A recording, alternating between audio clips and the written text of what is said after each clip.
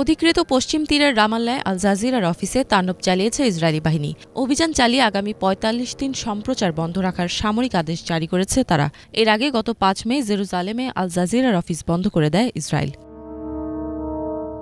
সেদিন অভিযানে মুখোশ পরে ভারী অস্ত্রের সাথে আল জাজিরার অফিসে প্রবেশ করে ইসরায়েলি সৈন্যরা। এ সময় তারা পশ্চিম তীরের ব্যুরো প্রধান ওয়ালিদ আল ওমারিকে সম্প্রচার বন্ধ করতে বলে। অভিযানের সময় অফিসের সমস্ত ক্যামেরা জব্দ করেছে তারা। ইসরায়েলের দাবি, ফিলিস্তিনের স্বাধীনতাকামী সংগঠনের সাথে আল জাজিরার সাংবাদিকদের সংযোগ রয়েছে এবং তারা পক্ষপাতিত্ব করছে।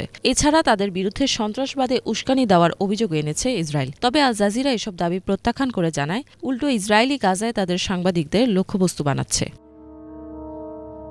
২০২৩ সালের ৭ অক্টোবর থেকে আল জাজিরার অন্তত ৩ জন সাংবাদিক প্রাণ হারিয়েছেন। এমনকি গাজায় তাদের অফিসে বোমা হামলাও চালিয়েছে ইসরায়েলি বাহিনী। ব্যুরো প্রধান ওয়ালিদ আল ওমারি আরও জানান, ইসরায়েল অধিকৃত পশ্চিম তীরে তাদের অফিস বন্ধ করতে চায় এমন কোনো বিজ্ঞপ্তি তারা আগে পাননি।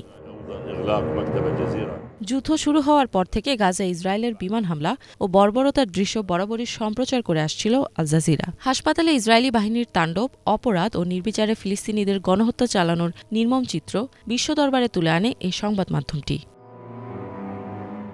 ইফাত জাহান, বাংলাভিশন।